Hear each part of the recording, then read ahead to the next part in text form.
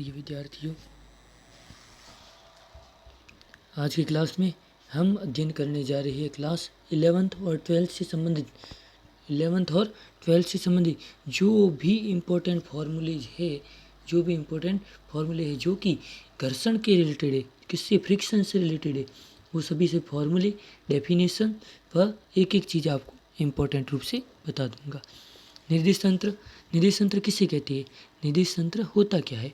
वह तंत्र जिसके सापेक्ष किसी वस्तु की स्थिति का अध्ययन किया जाता है। निर्देश तंत्र वह तंत्र होता है जिसके सापेक्ष किसी वस्तु की स्थिति और गति का अध्ययन किया जाता है, वह तंत्र निर्देश तंत्र कहलाता है। निर्देश तंत्र दो प्रकार के होते हैं, जड़त्वीय निर्देश तंत्र, अजड़त्वीय निर्देश तंत्र। जड़त्वीय और अजड़त्वीय निर्देश तंत्र में क्या अंतर है?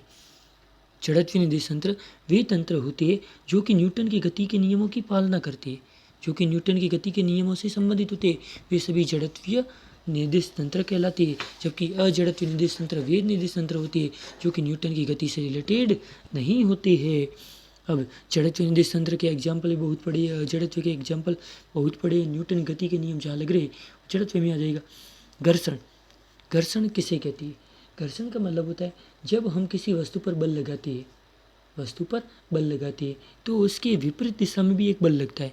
विपरीत दिशा में लगने वाला वह बल जो वस्तु की गति का विरोध करे, वस्तु पर विपरीत दिशा में लगने वाला वह बल जो उसकी गति का विरोध करे, वह क्या कहलाता है? वह घर्षण बल कहलाता है। क्या कहलाता है? घर्षण बल कहलाता है। क्या कहलाता है? घर्षण बल कहलाता है। घर्षण बल मैंने वह कह दिया कि वह बल जो वस्तु की गति का विरोध करे, वह क्या कहलाता है? घर्षण बल कहलाता है। जब दो सतहों के बीच सापेक्ष गति होती है, जब किन्हीं दो वस्तुएं, दो सतहें है, उसके बीच सापेक्ष गति नहीं होती है, तब इनके मध्य घर्षण बल जो लगता है वह कौन सा होता है? स्थैतिक घर्षण। स्थैतिक घर्षण कब लगता है? जब दो वस्तुओं के बीच में आपस में सापेक्ष गति नहीं होती है, तब जो घर्षण होता है वह स्थैतिक, और जब सापेक्ष गति होती है उस समय जो घर्षण होता है वह गतिक घर्षण कहलाता है। अब घर्षण जब लगता है तो वस्तु पर चार प्रकार के बल कहलाते हैं। एक वस्तु पर नीचे की ओर जो कि गुरुत्वीय बल होता है, ऊपर की ओर प्रतिक्रिया बल, एक लगता है घर्षण बल, और एक वस्तु पर बल लगाने के दौरान लगाया गया बल। अब ये घर्षण तथा आरोपित बल के बीच में वक्र, और ये वक्र लगभग आपके सवाल 12th क्लास में बोर्ड में भी पूछा गया है और बहुत ही अच्छा टॉपिक है। टॉपिक ये 12th में भी है और 11th में भी है। अच्छे से अच्छा इस वक्र कर्व को आप अच्छे से समझ लेना कि जब घर्षण बल, आरोपित बल जो है जीरो अवस्था में होता है और एक निश्चित सीमा तक बढ़ता है, एक बिंदु तक बढ़ा तो इसका मान विराम अवस्था से कर्ण का मान जो है वह स्थैतिक घर्षण के अंतर्गत आता।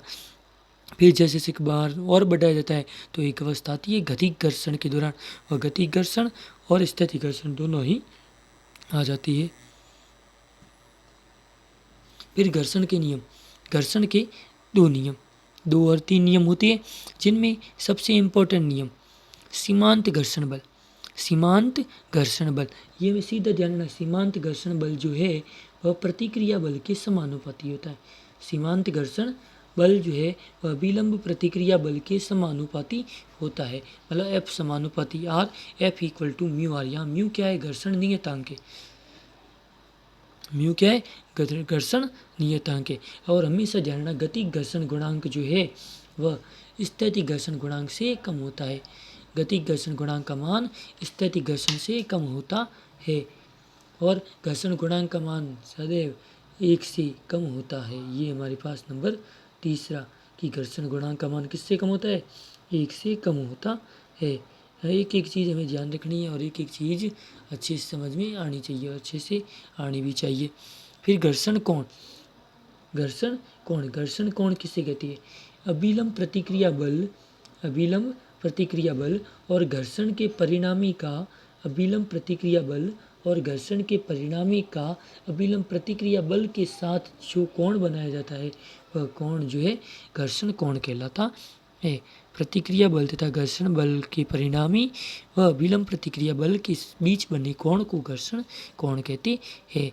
इसका सूत्र हमें ध्यान रखना है, tan थीटा बराबर FS/R, FS/R, जिससे या थीटा S बराबर tan इनवर्स म्यू एस, क्यों FS/R जो है म्यू एस का फॉर्मूला होता है घर्षण गुणांक।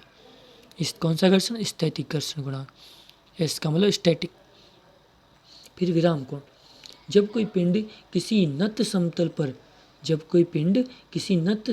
पर सीमांत संतुलन की स्थिति में होता है तो नत समतल का क्षैतिज से झुकाव विराम कोण कहलाता है। जब कोई पिंड नत समतल पर